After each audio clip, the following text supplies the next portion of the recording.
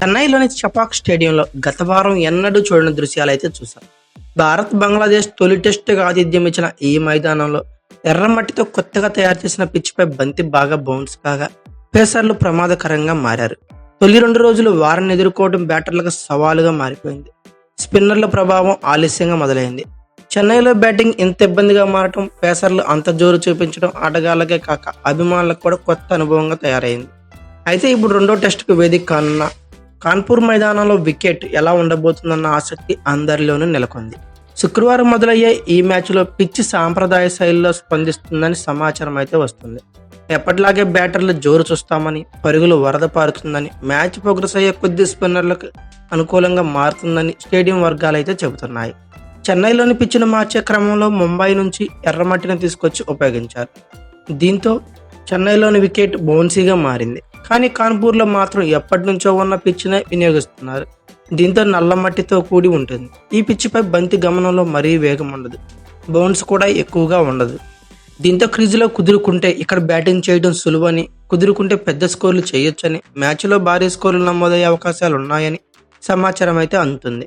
Match సాగే కొద్దీ బంతి బాగా తిరుగుతుంది కాబట్టి చెన్నైలో మాదిరి కాకుండా 2 జట్లు కూర్పును మార్చుకునే అవకాశం కూడా లేకుండా పోలేదు. తొలి టెస్టుకు 2 జట్లు 3 పేసర్లు, 2 స్పిన్నర్లు ఎంచుకున్నాయి. కాన్పూర్లో 1 పేసర్ను తగ్గించుకొని 3వ స్పిన్నర్ను ఆడించుతారు.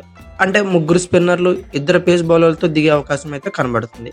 ఆకాష్ దీప్ స్థానంలో అక్షర్ పటేల్ లేదా కుల్దీప్ యాదవ్ తొలి జట్టులోకి రావచ్చు. అయితే నా ఒపీనియన్ ప్రకారం అక్షర్ పటేల్ని ఆడించే అవకాశం ఉంది. ఎందుకంటే దిలీప్ ట్రోఫీలో బ్యాట్తో కూడా అక్షర్ పటేల్ అదర కొట్టేశాడు. అలాగే బాల్తో కూడా మంచి ఫామ్లోనూ కనబడుతున్నాడు. అందుకని నా ఓటు మాత్రం అక్షర్ పటేల్కే పడొచ్చని అనుకుంటున్నా. ఇక బంగ్లాదేశ్ నహీద్ రానా స్థానంలో ఫైజుల్ ఇస్లాం లేదా నయీంను ఆడించవచ్చు. అయితే స్పిన్ ఆల్రౌండర్ అయిన షకీబుల్ హసన్ ఫిట్నెస్ సమస్యలతో ఇబ్బంది పడుతున్న నేపథ్యంలో అతను అందుబాటులో లేకపోతే షకీబుల్ హసన్ ప్లేస్లో కానీ ఫైజుల్ అస్లాం అలాగే నయీంని ఇద్దరిని జట్టులోకి రావచ్చు. షకీబుల్ హసన్ డ్రాప్ అవ్వచ్చు. అయితే బంగ్లాదేశ్తో జరిగే చివరిదైన రెండో టెస్ట్ కోసం భారత్ బంగ్లాదేశ్ జట్లు కాన్పూర్ అయితే చేరుకున్నాయి. పటిష్ట భద్రత మధ్య ఆటగాళ్లను పోలీసులకు హోటల్కి తీసుకెళ్లారు.